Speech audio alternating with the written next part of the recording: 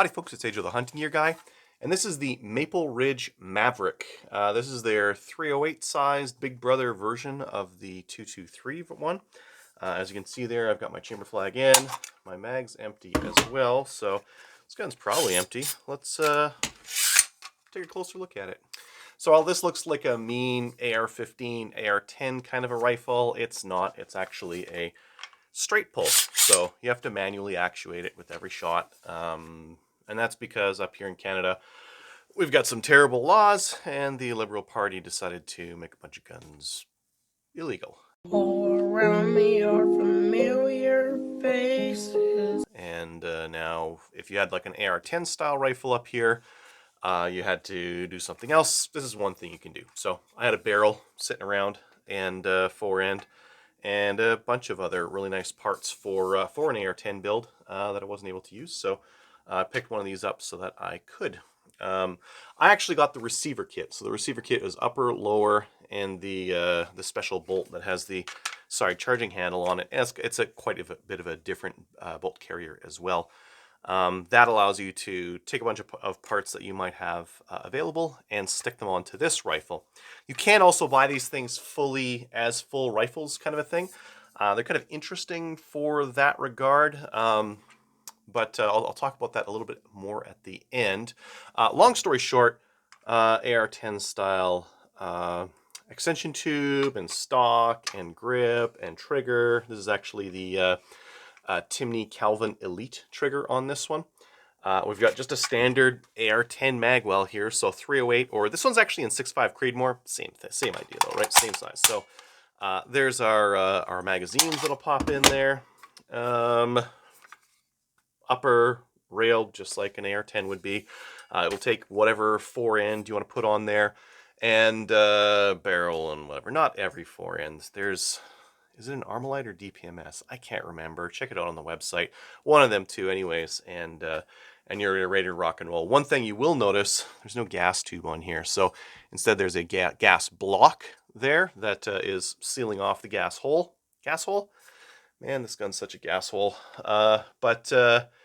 Yeah, so in general, the action's pretty clean because there is no opportunity to get gunk in there.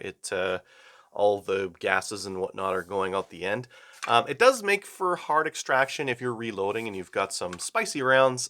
It is quite hard to extract from this rifle because it doesn't have primary, like a good stiff extraction like a gas-fired gun would be.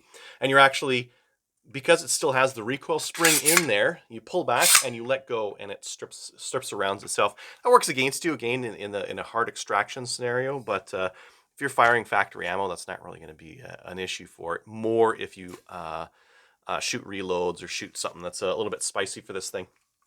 Accuracy is going to depend on your barrel bolt combo and whether they're good, whether they like each other. The barrel's fully free floated. There's not even a gas block with a little gas tube to transmit anything. This sucker is completely free floated. Nothing's touching it on the inside of this forend. So accuracy is going to depend on your barrel and your bolt combo, and it's going to be similar to like your AR-10 style accuracy as well. Now, one thing that this differs for, just like the Renegade, this thing is very different for takedown compared to an AR-10 or an AR-15. While those your entire upper hinges open, with this one just the lower hinges open, so the bolt stays inside there the whole time. And your lower really is just your fire controls. It's not really doing much else. So that little bit is different. It does make it harder to get the bolt out, because to get the bolt out, every single time, you gotta get a castle nut on there, pull that guy off, pull your whole extension tube off, then your bolt comes out the back after you remove your screws on your charging handle and pull it off. So it is more involved to get to the bolt on this thing. I have my charging handle on the left-hand side.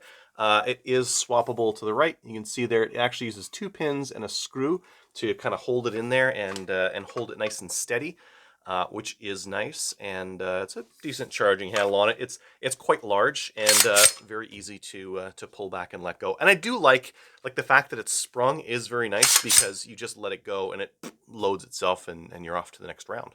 So what can you use one of these things for? Well, I mean, one of the things you could, just like me, if you've got forends and barrels and stuff like that would fit on one of these things and you really want to use them, this is an option. The upper and lower receiver kit's $900. You take all your stuff that was sitting on the shelf and you have a rifle. You have a working rifle. Because it's manually actuated, because we're bolt and we're not semi-automatic anymore, the 18.5-inch barrel rule for semi-autos is not the rule for bolt action. You could actually get down to right around a 12.5. You'll have to check your own barrel and your own whatever setup. But if you're manually actuated, you are limited on overall length instead of barrel length. So you can run a nice short one. I don't know if there would be a point to run like a 13-inch 308 barrel. It seems like you would just burn a bunch of powder out doing nothing. Same with 6.5. Not really much of a point there. Even an 18.5-inch barrel isn't ballistically very great for, at least for the 6.5 Creedmoor. With 308, it's okay. Yeah, I guess you could go shorter if you wanted to. I think it's a cooler idea on the Renegade, because on the Renegade, running like a 13-inch barrel on a 223, that's kind of neat. There's some neat applications to that. Make a nice little shorty rifle. But on the 308, I don't know if the cartridge is really great for it.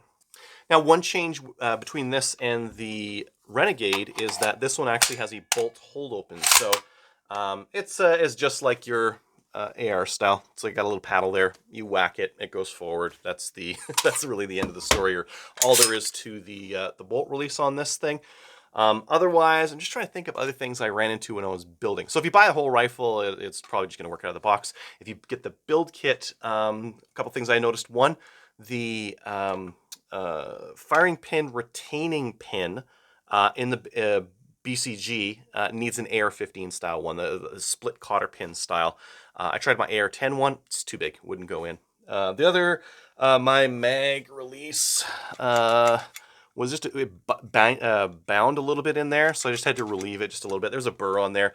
I relieved it, and now it's fine. So those are the two things I ran into. Not really big deals. The other things that I noticed, the takedown pins are very tight. They should be. They should be tight on a first build. You wear them in after a while, taking it down, and you can get that figured out. Oh, one thing to mention, if you do take this thing down and you get your bolt out, to put the bolt back in, you'll need to hinge the lower and drop it down so that it can clear the hammer on the way back in. So one small thing to add in there, I guess. But that's essentially all I gotta say about the Maple Ridge Maverick. Thanks for watching. Howdy folks, it's Adriel the Hunting Gear Guy, and this is the... Howdy folks, it's Adriel the Hunting Gear Guy. I fell it again?